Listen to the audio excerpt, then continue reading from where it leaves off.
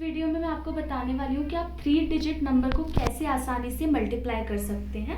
तो यहाँ पे देखिए मैंने एक एग्जांपल भी लिया हुआ है कि 121 को हमने 345 से मल्टीप्लाई किया और ये आप एक सिंगल लाइन में इसका आंसर निकाल सकते हैं। कैसे वो मैं आपको बताती हूँ। 121 इंटू 345 है, ठीक है। इसको मल्टीप्लाई करना है तो सबसे पहले आप क्या करेंगे, इन दोनों का मल्टीप्लाई कर दीजिए। तो 1 इंटू 5 कितना होता है 5, तो यहाँ पे लिख दीजिए 5। अब इसके बाद में आपको क्या करना है, इसको ऐसे क्रॉस मल्टीप्लाई करना है। जैसे आपने 2/2 की डिजिट अगर हमारी देखी हो तो उसमें भी हमने ऐसे ही किया था। तो 2 इंटू 5 कितना होता है 10 एंड 4 इंटू 1 कितना होता है 4, यानी टोटल कितना हो गया 14।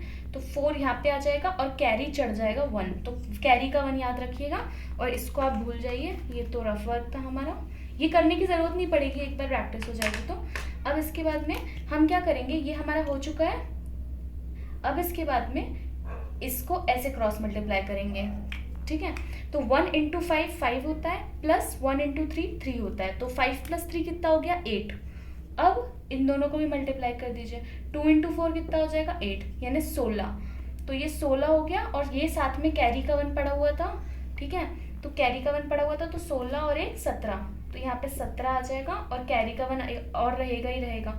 अब इसके बाद में इसको भी मैं मिटा देती हूँ, ये चीज़ भी अपनी कंप्लीट हो चुकी है।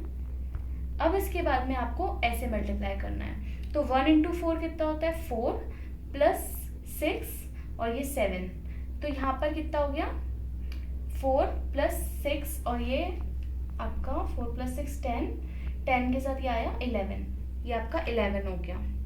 तो यहाँ पे आ जाएगा 1।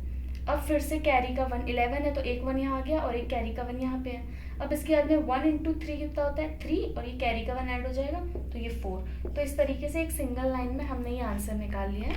एक और क्वेश्चन करते हैं जिससे और क्लैरिटी आ जाएगी।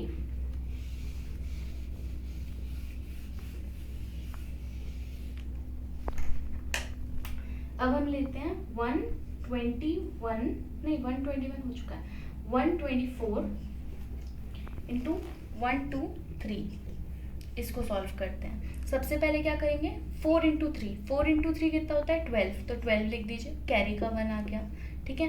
अब इसके बाद में 2 इंटू 3 6 और प्लस 2 इंटू 4 इज 8, तो ये हो जाएगा अपना 14 और यहाँ पर एक पड़ा ही हुआ था पहले का तो 15, तो 5 यहाँ पे आ जाएगा और कैरी का 1, ठीक है। अब इसके बाद में 1 इंटू 3 ऐसे करेंगे ना, तो 1 इंटू 3 प्लस 1 इंटू 4 तो 4 और 2 इंटू 2 4, तो कितना हो जाएगा ये 8 और ये 11, तो ये आपका 11 हो गया, ठीक है। और ये आपका 11 हो गया। तो यहाँ पर आपका कैरी का 1 और पड़ा हुआ था तो ये हो गया 12, तो 2 यहाँ पे आ गया और कैरी का 1 अगेन हो जाएगा। अब इसके बाद में ये भी मिटा दीजिए। देन इसके बाद में फिर से इस तरीके से होगा। तो 1 इंटू 2 प्लस 1 इंटू 2 तो 2 प्लस 2 इज 4 और कैरी का 1 था तो यहाँ पे 5 आ जाएगा। अब इसके बाद में 1 इंटू 1 इज 1, तो ये आपका आंसर हो गया। इस तरीके से हम निकाल लेंगे। एक और एग्जाम्पल लेते हैं हम 3/3 के लिए।